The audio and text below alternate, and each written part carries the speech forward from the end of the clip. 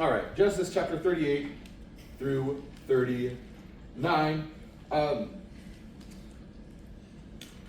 don't know how often you guys have kind of seen this, but in your lives, or even as you try to think through life in general, but we have this capacity that whenever things feel scarce in our life, we begin to panic. We begin to do things that normally we wouldn't really try to do, and we try to take control of that situation or that thing or whatever it might be, and try to make it better because we feel like we're limited on this.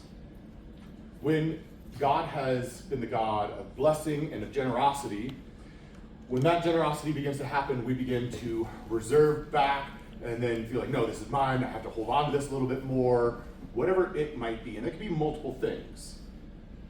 I look back at my life and just like within the last couple of weeks, I've had this scarcity mindset for no reason, where God has blessed us and God has been generous to us. We got to go on an awesome vacation in Florida where it was nice and warm, and we had our first snowstorm here. It was great. We weren't here for it. And I was so happy because I hate the snow in Colorado. But it was great for us to be away and have this and it was a vacation that we didn't have to worry about necessarily anything really, which was great. But the minute we come back, I look at our we have a little budget fund of hey, this is our fun budget we saved for, and it's zero. There is nothing in it. And I instantly go into a scarcity mindset of what do we, no, we can't buy Fritos. We don't have the money for that right now. I'm reserving back. How dare you want Reese's after this? We are about to starve. And clearly, we're not. But it's this mindset where man, God has been very generous to us and has blessed us, and instantly I begin to whenever I feel that some of that blessing, some of that generosity that God gave us begins to get taken away, I hold on a little bit tighter, trying to make control of these things. I make stupid decisions like that. And my wife is freaking out. She's can we not pay the mortgage? Can we not? And I'm oh, no, we're fine on that end. It's just, that accounts. She's we just went on vacation. And we spent, of course, we're going to be empty in there. You don't need to freak out we're having to go onto food stamps and go to welfare and everything and lose our house. We're perfectly fine. But I'm freaking out in this generosity mindset where God has been very generous. It can happen not only just with finances, but also with time. With time, where God has been very generous for me, where I get to have some great time with my family, with my kids now and stuff like that. I've had more time with my family now than I have previously because of work and because of my personality of going, constantly keeping busy, and then God basically threatening my life and be you need to chill. So I actually do chill and spend time with my family. But now I feel that sense of scarcity as I've got teenagers in the house. And I'm oh, they're never going to be around us. They never I'm never going to see my children again. And I go into this mindset where I'm they're hey, we go hang out. I'm no, you can't go hang out with that person. You need to hang out with me.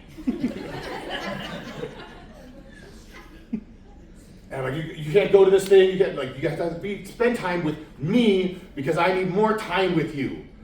And then as I'm hanging out with them, they say mean things oh, you're so old. And I'm no, never mind. I don't want time with you. Don't talk to me. It's God, what? 4 more years with you? Get out. But it goes back and forth where it's oh man, all this time's getting long. It's no, God's been very generous and has given us this time. And I have this scarcity mindset as I feel some of that is getting taken away from me. We do that in everything in life. But there's moments where we feel if I don't take care of this now, if I don't secure this right now, if I don't do this thing, I'm going to lose this opportunity, and I have to protect what's mine or I'll lose out. And when we feel there isn't enough, we don't think clearly, and we stop thinking about others. And I'm sure there's multiple other moments we can think about, like just in parenting in general. If I don't secure and make sure my kids are doing this or are doing these things, my kids will fail in life. We have the career pressure. If I don't work these extra hours, if I don't try to do this thing, then I'll never get that promotion. We know what it's like to feel like there isn't enough time, enough security, enough opportunity. And when we feel that way, we do things we normally wouldn't do. We rationalize. We try to protect ourselves, and more often than not, we end up hurting people, and usually people that might be weaker or people that may be more vulnerable than us. We feel like we need to take and control what God has given to us generously. And this is a story, a theme that we see throughout the scriptures. And I can't go into an in-depth study about this here because I have 2 chapters I have to go through, and one of them is really weird. But even when we look at the fall, when the serpent, in Genesis chapter 3, when the Satan tempted Eve, it was a temptation for, hey, God said you can't have this one fruit. You can't eat of this one. And that scarcity mindset begins to kick in, like, why can't I have this one? Why can't I have this one thing that I've always wanted? But God gave you a whole garden. You could eat of anything else. He was very generous in all this, but that one thing, I need to control. I need to grasp on to that one thing. There's even a very unique area when we look at and study around Eve, and when Eve, when she gave birth to Cain, to Abel, and the words that she uses around this, when you study into these words, it's words that are talking about like, God created, but I created more. And then there's the story of Cain and Abel, where God says to Cain, he's like, hey, listen, if you do well, you will be blessed. If you do well, you will have opportunity. But what does Cain do? Cain goes to the opposite side, where he's like, no, like scarcity, my brother, he's the enemy here. I need to take him out so that I can receive more opportunity, so that I can have more of the abundant blessing, and led him down the path of murder. When we look at the story of the Tower of Babel, God said, hey, there's a whole world for you guys to go and explore and have opportunity within inside of you that is yours as mankind. Go explore and have that opportunity. But what did mankind do? Mankind came together and said, no, we have to become like God. We're going to stay in this one spot and try to build up our empire. We have to build this city and this tower, or else we're going to go out in this unknown and it's going to fail. And then we get into the stories of what we've been reading about with Abraham. God had blessed and promised these amazing things to Abraham early on. And what does he do in Egypt? Instead of trusting God with what God had promised him, with what God had told him, what God had been very generous with him already, he's worried about his life and about what might happen in this situation. He comes up with all these different ideas. Okay, Sarah, my wife, say you're my sister. And it goes into this whole big trouble where he's trying to hold on to what God has already generously given to him. With the story of Hagar, the same thing. God had generously been giving to Abraham over and over and over again, but in order to try and secure more generosity from God, he harms Hagar. And he harms his relationship with Joseph and all the stories we've read about Joseph, Jacob. With all this, like we read all these stories about Jacob, and he has more airtime than any of the other patriarchs as we're reading about him. And as we went through this, I was like, why? This guy is like the worst. Because God gives him generously, and he tries to take. God had already promised, hey, this birthright's going to be yours, and he secures and tries to hurt, and what does he do? He hurts his family. his mother, God had already promised this, and what does she do? She tries to secure it, tries to take things under her control, and with that scarcity mindset that it's not going to happen, she takes control, and she never gets to see her son again. With Laban, God continued to bless him, and instead, what does he try to do? He tries to connive, he tries to come up with schemes to secure what God has been blessing him with so abundantly, that he does not give out that generosity. Instead, he reserves it for himself and harms other people. Scarcity will always take, if we allow ourselves to go in that mindset, scarcity will always take. Trust waits. God blesses with generosity with those who trust in him. We're going to read two very different examples of this in the Bible today. Genesis chapter 38 is going to be about Judah. And Judah goes into this, even though he has been blessed abundantly through the inheritance and this receiving that he has had from his father, God is going to give him much more than he's ever deserved, but he takes on a scarcity mindset. It leads to deception, and it leads to harm. But we'll see Joseph, who trusts, he shows restraint, he goes through suffering, but he instead is blessed and is given much in generosity. And that generosity, when God's people are generous, it can save a world. Which is exactly what God's plan is for Joseph. So we're going to read Genesis chapter 38 to start. I'm not going to lie, it's weird. It's another one of those weird ones that usually we give to Nate. So Genesis chapter 38, Judah and Tamar. And it happened in those times that Judah went down from his brothers and turned aside to a certain Adulamite whose name was Hira. There Judah saw the daughter of a certain Canaanite whose name was Shua. He took her and went into her, and he conceived and bore a son and named him She conceived again and bore a son and called him Onan. Yet again she bore a son and called his name Shelah. Judah was in Shezeb when she bore him.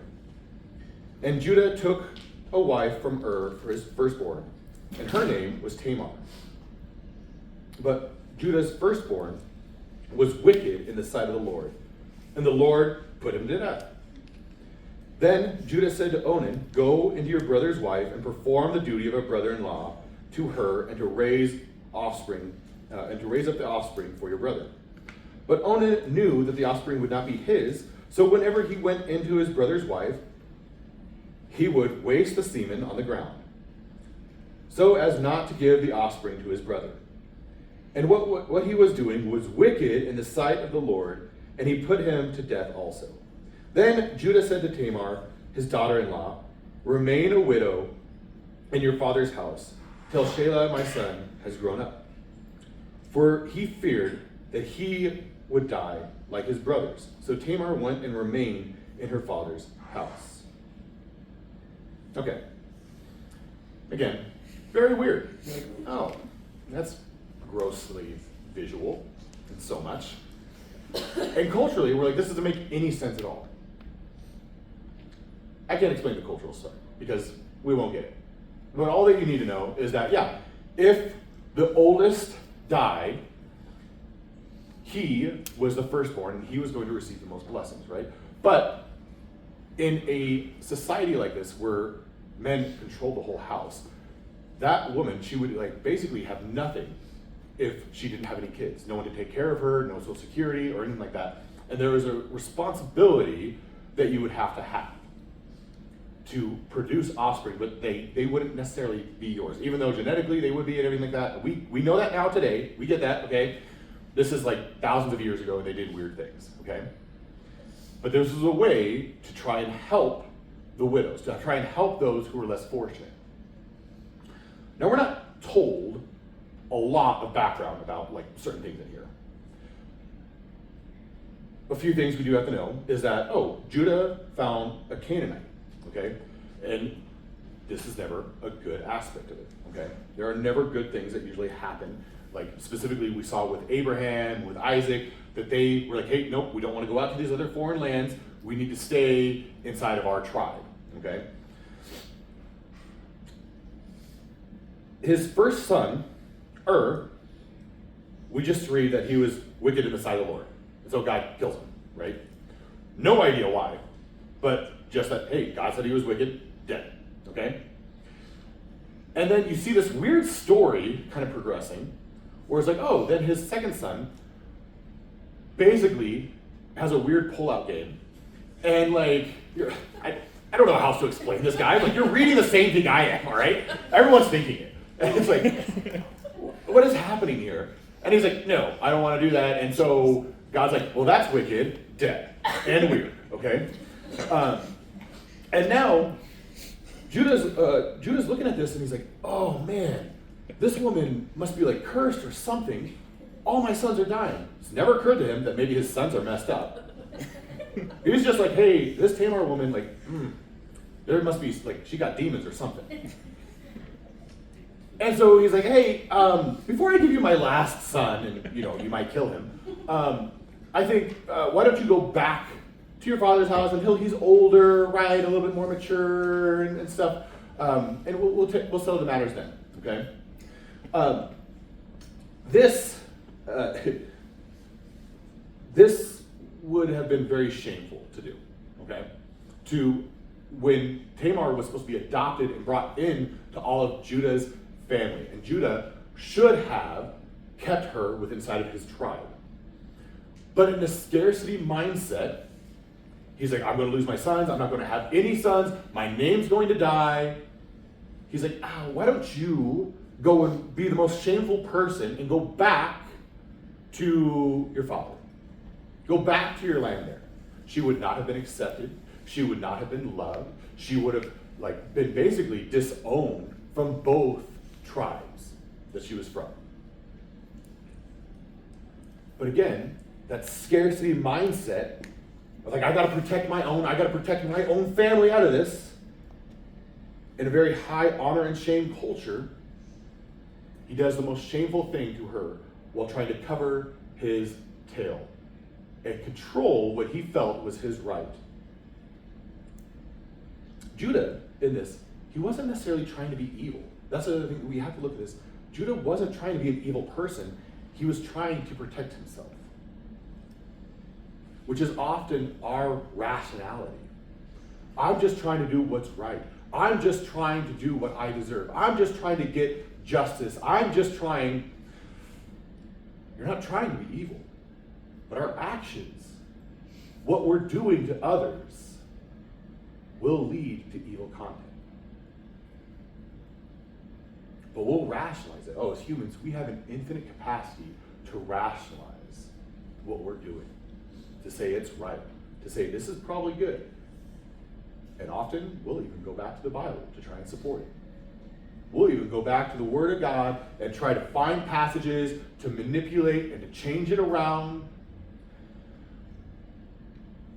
without going back to the core of what God has called us to love Him and to love others. And if our actions are not loving towards other people, I think it's safe to say that it probably isn't God's will. So Judah goes down this weird path. Now in verse 12, in the course of time, with the wife of Judah, Shua's daughter died. So Judah's wife dies. When Judah was comforted, he went to Timnah to his sheep shearers. He and his friend Hara, the Edomite. And when Tamar was told, your father-in-law is going up to Timnah to shear his sheep, she took off her widow garments and covered her head with a veil, wrapping herself up, and she sat at the entrance of Enaim, which is the road to Timnah. For she saw that Shelah was grown up now, and she had not been given to him in marriage. When Judah saw her, he thought she was a prostitute, for she had covered her face. He turned to her on the roadside and said, come, let me into you. for he did not know that it was his daughter-in-law.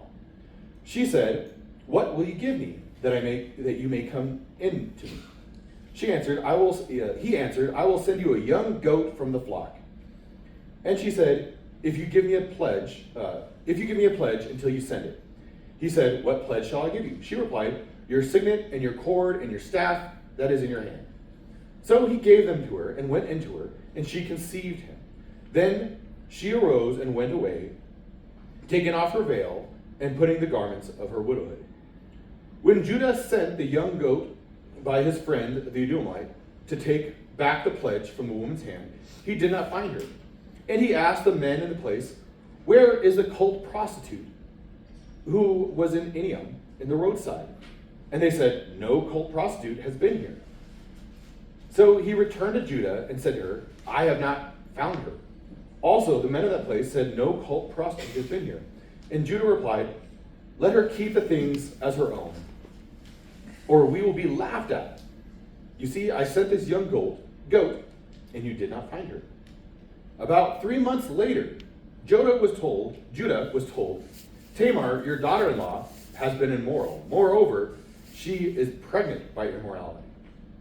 And Judah said, "Bring her out and let her be burned." As she was being brought out, she sent word to her father-in-law, "By the man whom these belong, I am pregnant." And she said, "Please identify whose these are, the signet and the cord and the staff." And Judah identified them and said, "She is more righteous than I, since I did not give to her my son Shelah." And he did not know her again. When the time came for labor, there were 2 twins in her womb. And she was in labor and put one hand and when she was in labor, one put one hand out. And the midwife took and tied a scarlet thread on his hand, saying, "This one came out first." But he drew back his hand, and behold, his brother came out. And she said, "What a breach you have made for yourself." Therefore, his name was called Perez. Afterwards, his brother came out with the scarlet thread out of his hand, and his name was called Zerah. Okay, gets a little bit more weird. So Judah goes on, skips several years. Judah's wife dies, and he didn't take long to get over her, right? And so he basically is throwing a Vegas party, gets some of his boys. He's like, "Hey, let's go shear some sheep," right? And he's going down. There's this place called Timnah, okay?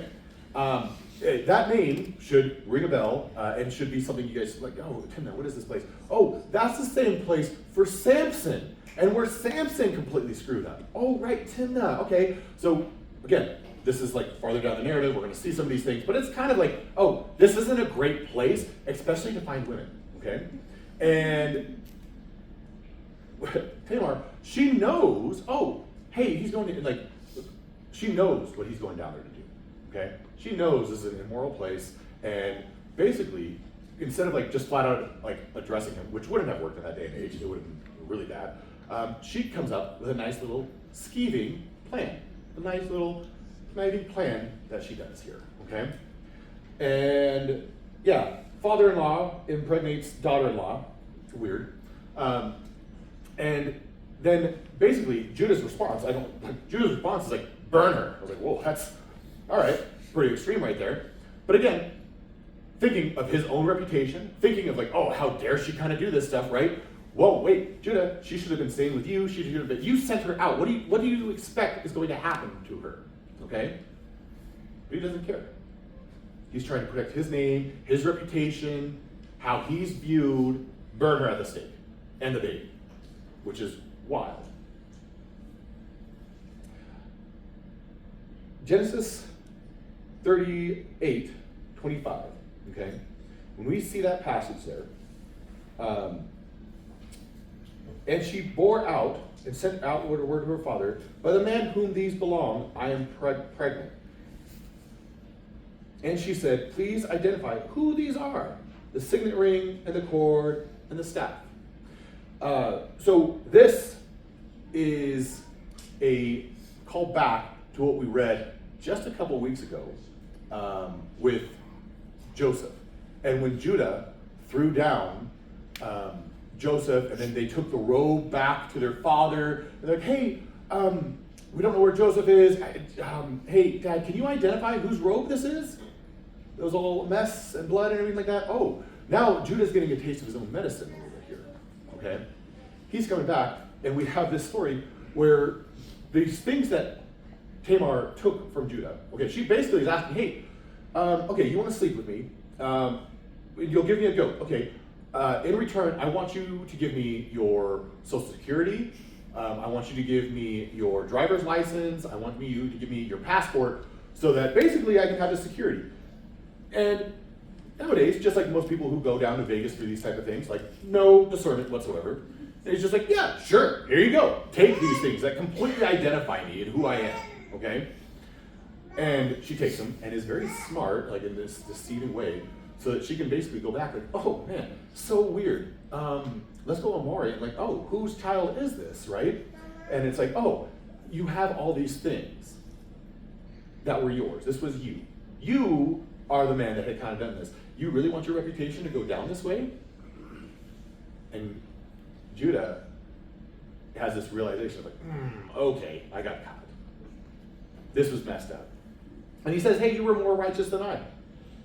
And we read that today, we're like, I don't know, this sounds really gross and still weird. I don't know if anyone's more righteous than the other, right? And in all fairness, like, yeah, the action isn't righteous, okay? But what she had done was she actually ended up saving Judah's line, his lineage. What Judah was trying to secure and the person that he hurt, thinking that was causing him harm in his lineage and everything like that. Oh, this Tamar woman is actually the one that secures your lineage now. So that the line of Judah, which later on, as you read through the scriptures, becomes a pretty important lineage, was saved through this woman and what she had done. Judah's action of scarcity, of trying to preserve and trying to protect his own, caused more harm to the end of his reputation, to his family. And yet this woman who was outside of God's promise of inheritance and protection, she is the one that secures this for him. She is the one that does these things and fulfills out God's promise.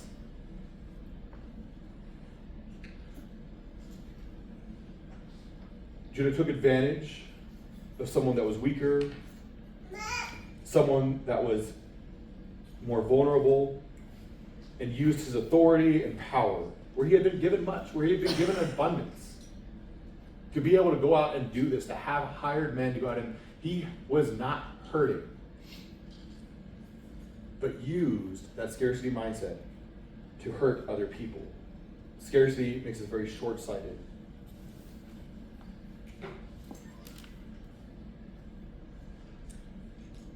The last little section in here should ring a bell, because basically this is just a continuation of the deception story that we see with Jacob over and over again. This story right here is basically a retelling of Jacob and Esau. Like the story of the twins. It's very weird, and it's almost like it's a tie back to Jacob and Esau. The first one, the firstborn, is getting ready. The second comes out first, basically kind of pushes the first one out and comes out, and she basically is calling him a different way of like a heel catcher. Oh, you pushed your way through. And then the one with the scarlet thread, his name is Zerah, which is it basically means the red sunset. Oh, wait, you mean like Esau, who was like red and hairy? Like it's retelling the story, basically saying, hey, this family is just going to continuously go down this loop. They can't escape this deception, this mindset they constantly have.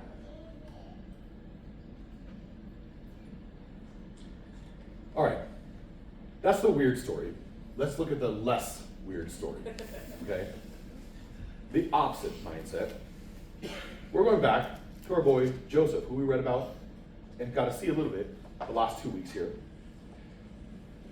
Genesis chapter 39. Joseph and Potiphar's wife. Now, if you've been part of church world, if you've been part of this, you probably are semi-familiar with this passage. Men, this passage is always going to be used for like how to battle sexual immorality or porn and some of those things. And that's a good lesson to read out of this, but there's something much deeper that I think addresses one of the issues that people who struggle with sexual immorality, who struggle with pornography, we're going to see possibly one of the root issues and how Joseph more or less overcame this here. Verse 39, chapter 39, verse 1. Now Joseph had been brought down to Egypt. Okay, pause. 38 opened up that Judah went down. Okay? 39, Joseph went down. This is basically, that's why 38 was placed where it's at, was to show, this is a comparison story. You're going to see similar language that is used between these two. Because the author is basically using that to point to the two of them. Okay? Now Joseph had gone down to Egypt, and Potiphar, an officer of the Pharaoh, the captain of the guard, an Egyptian, had bought him from the Ishmaelites, who had brought him down there.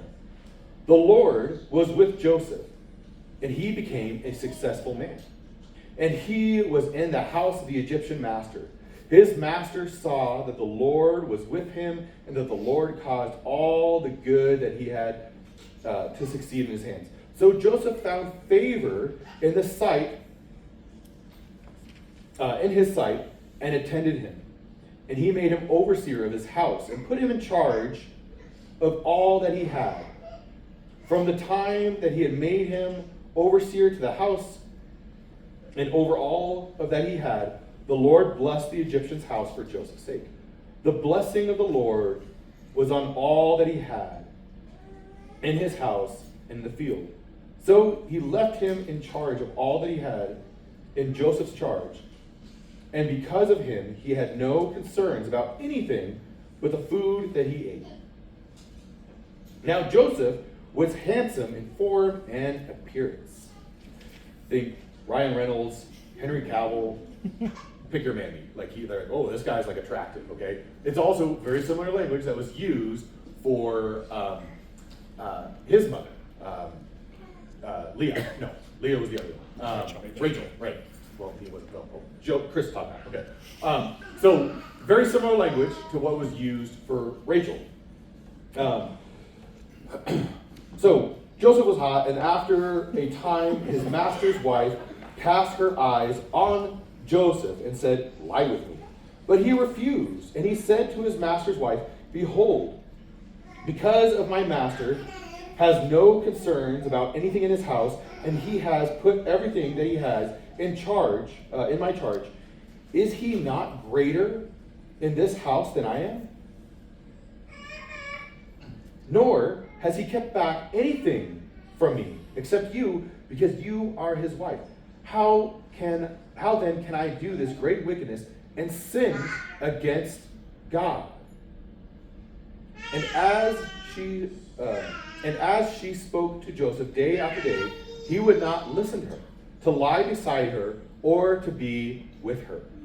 But one day, when he went into the house to do his work, none of the other men in the house were there in the house. And she caught him by his garment, saying, "Lie with me."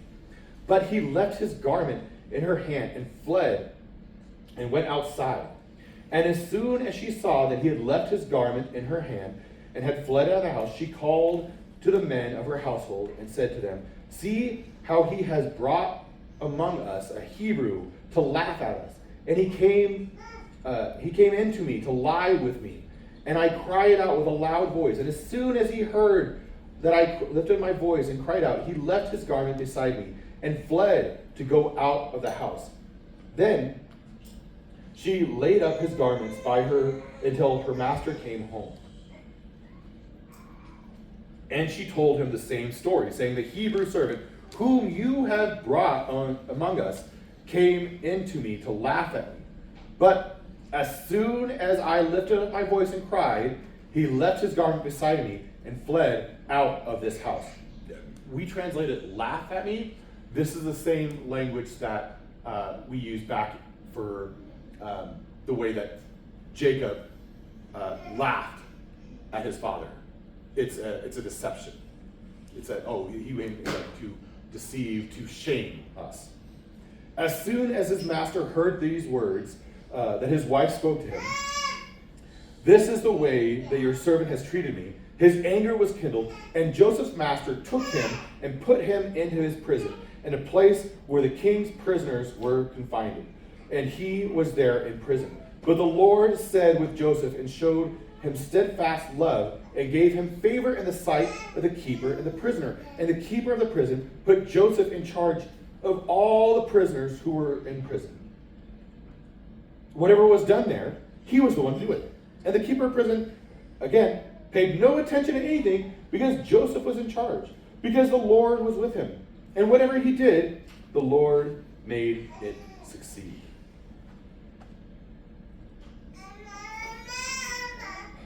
All right.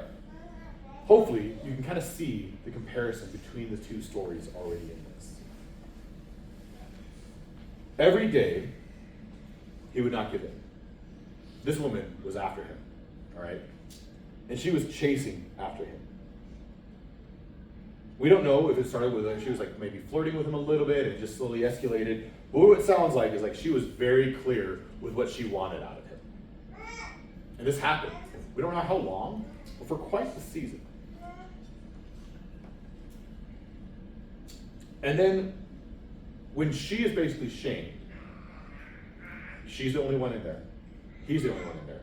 He runs out of the house butt naked. All right? Everyone's going to see this. She has to come up with a story. And she's been shamed by what Joseph has done. Think about this. She is a high-level Egyptian who's married to a high-level Egyptian. They own a lot. They are right up there in authority and in power and reputation. And for a slave to reject her was like, oh, that's insulting. Any other man she could get at this point, it would have been perfectly fine. But he rejects her, and that angers her, obviously. So she gives this story, and when she says, hey, your servant, that you did this, again, man of high reputation, man of high honor, to have a slave try to sleep with your wife would have been very shameful. So Joseph doesn't get just thrown into any ordinary prison. He gets thrown into the king's prison. Like people that try to assassinate the king, like things like that, like that go really wrong. This is where Joseph gets sent to.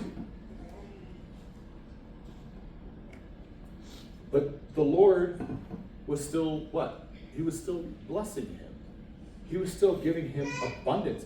He was still doing the amazing work of generosity. God was very generous to Joseph in this. Yeah, he was sold into slavery.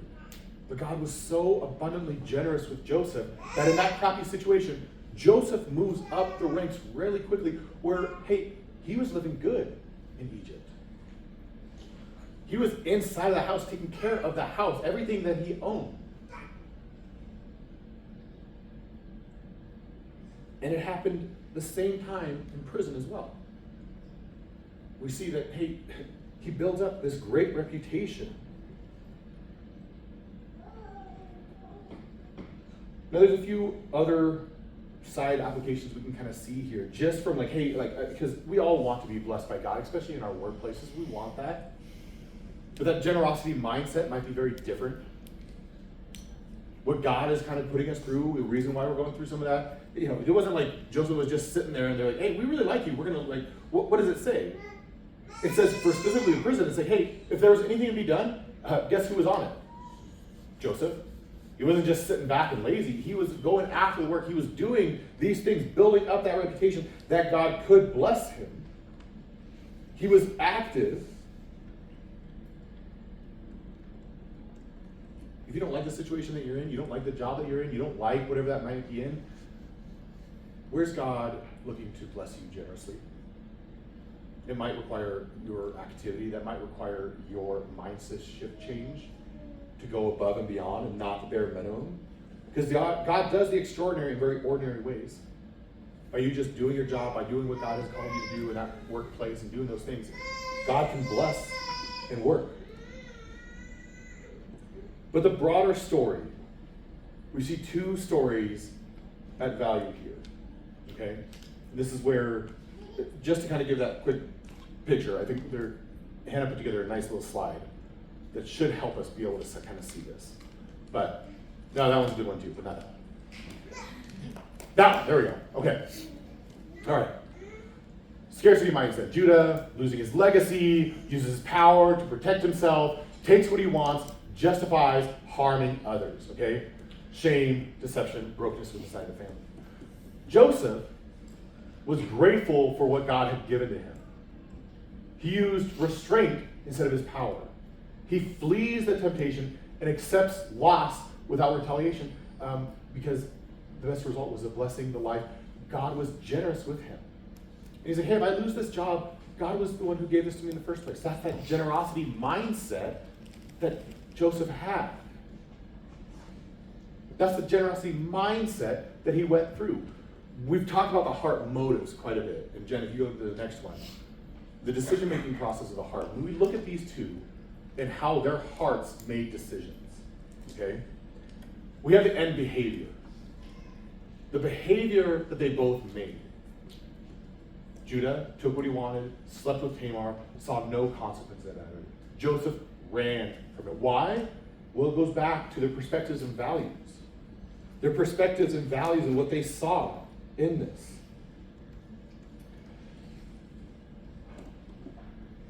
We see that, not Tamar, we see that Judah had a perspective like, hey, this is what I get. I deserve to have this. This is mine. He valued his own reputation. He valued what he was building up. He valued those things. Joseph had the mindset that, hey, this isn't mine in the first place. That was his value. He valued what? He valued what God had done for him. He valued how God, that's his perspective. I don't have these things because of the work that I've done, because of what God has given me these things. It's a different perspective mindset where he's not holding on to anything. He's like, hey, I'll be generous with this, God, whatever you want me to do. But his value was to go back. For Joseph to go back and be like, no, this isn't right. What God has given to me. It's not because of the work that I've done for him. It's not even because of the man who has actually blessed me and like Potiphar. It's because of what God had actually done for me. It comes back to the desires. The desire of the heart. What is your heart's desire in this? Joseph's desire was to honor God. To honor God for what he had been doing for him. To honor God because he saw God behind this. He doesn't try to take more because he knows God has given him what he needs.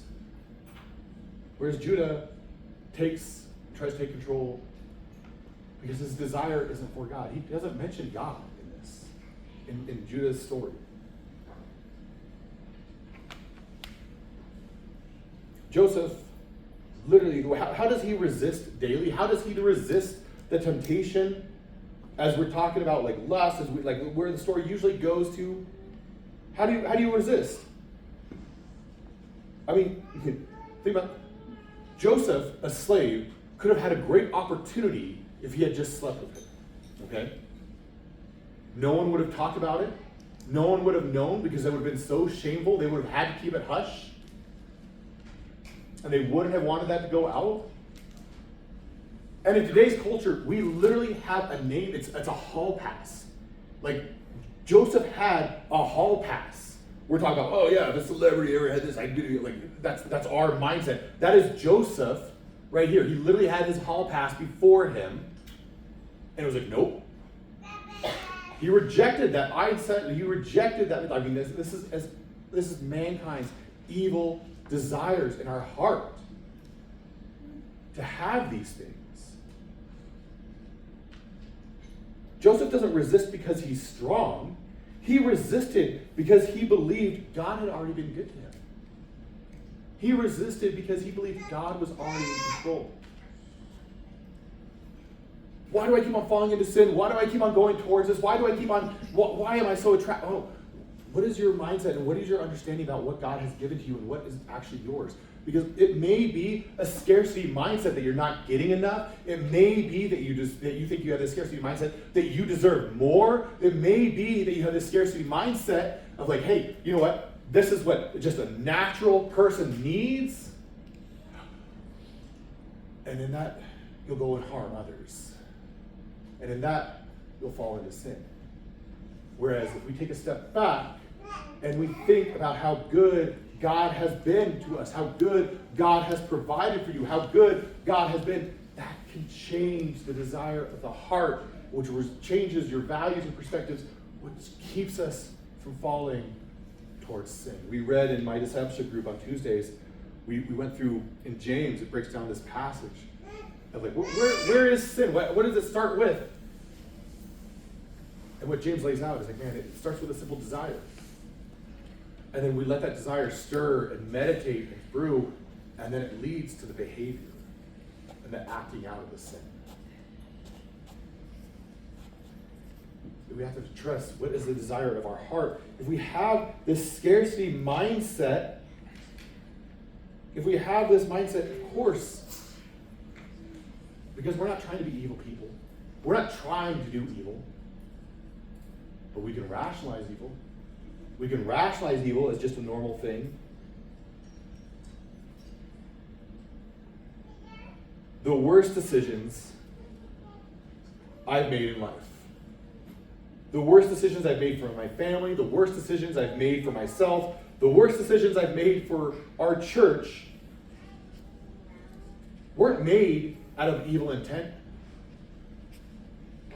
They were made because I was scared. They were made because I couldn't see, because I didn't understand what was going to happen next. Because I felt like I needed to take control of the situation and secure it. Because in the end, I was scared God wouldn't come through with the generosity that he always has for me. Judah's fear made him take. Joseph's trust allowed him to flee. One used his power to get more. The other used his freedom to say no.